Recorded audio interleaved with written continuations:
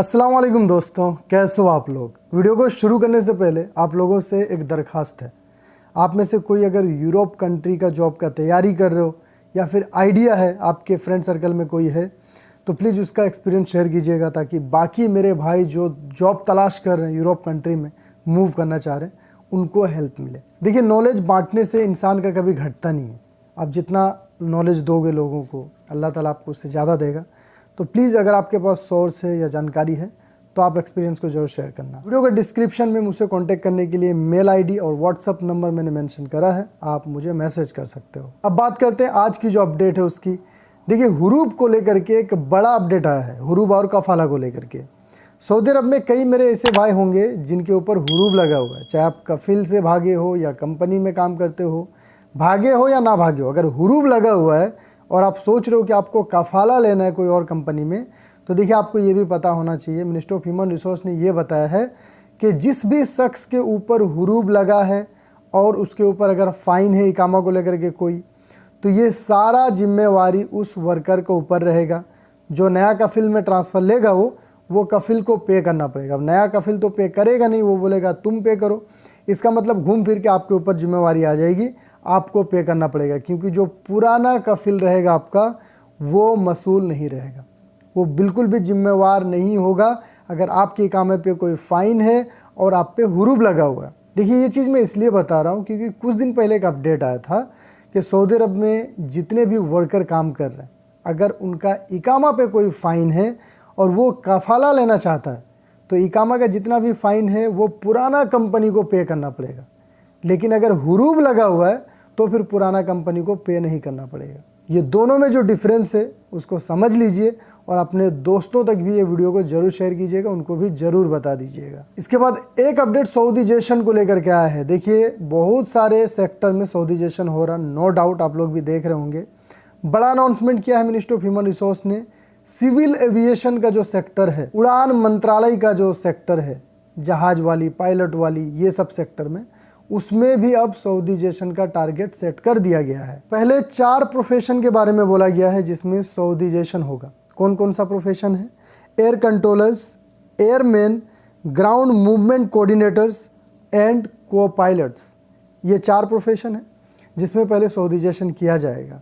जो पायलट का जॉब है 60% सऊदी पायलट होंगे अब, और जो एयर होस्टेस का जॉब होता है उसमें भी 50% अब सऊदी होंगे। इसके बाद एक खबर आ रही है। देखिए, सऊदी अरबिया और ईरान का दोस्ती की खबर कुछ दिन पहले आई मीडिया में। अब ये खबर आ रहा है कि सऊदी अरबिया जो है ईरान में अपना इन्वेस्टमेंट करने जा रही है। इसके अलावा दैनिक भास्कर के सोर्स से खबर ये भी आ रही है कि सऊदी अरबिया और ईरान के बीच में रिश्ते ठीक होने की 3 साल से सीक्रेट तरीके से बातचीत चल रही थी, जिसकी भनक तक किसी कंट्री को नहीं थी। इवन अमेरिका को भी इसकी खबर नहीं थी।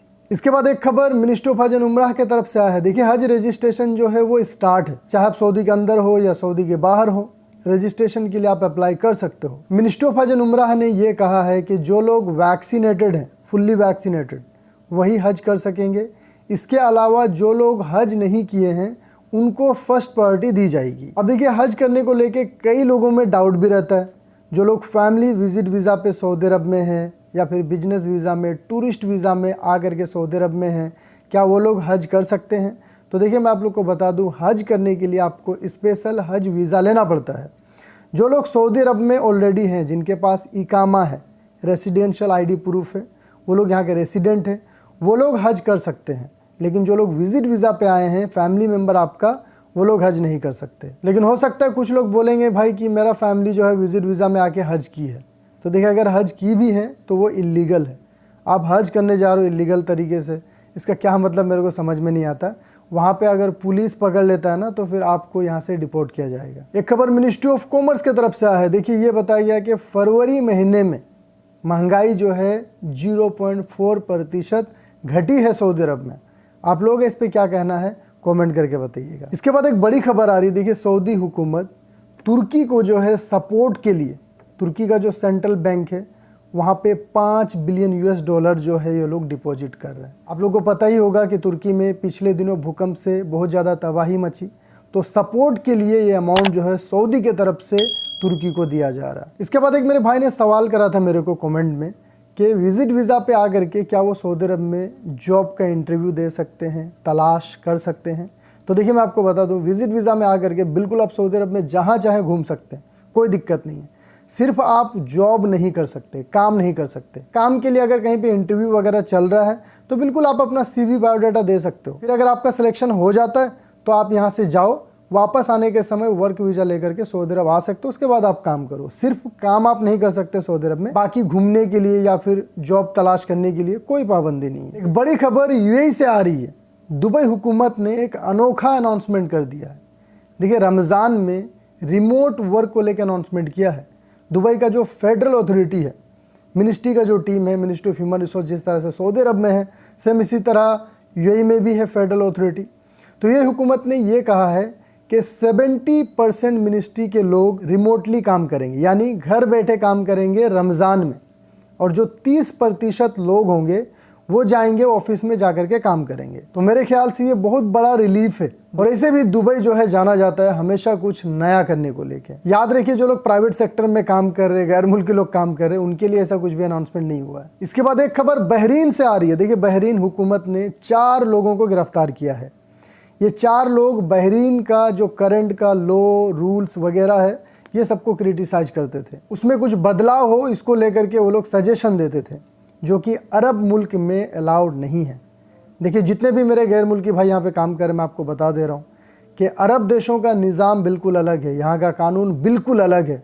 हमारे देश में वहाँ पे हम लोग ज्ञान देते हैं, सोशल मीडिया पे क्रिटिसाइज भी करते हैं अपने PM को, राष्ट्रपति को, जिसको करना हुआ, क्योंकि वहाँ पे डेमोक्रेसी है, हमारा संविधान हमें अधिकार देता है। लेकिन अरब देशों में आप ये चीज़ को नहीं कर सकते। तो कभी भी सोशल मीडिया पे उल्टा पल्टा ज्ञान देने का कोशिश मत कीजिएगा, नहीं तो आप मुश्किल में पड़ सकते हो।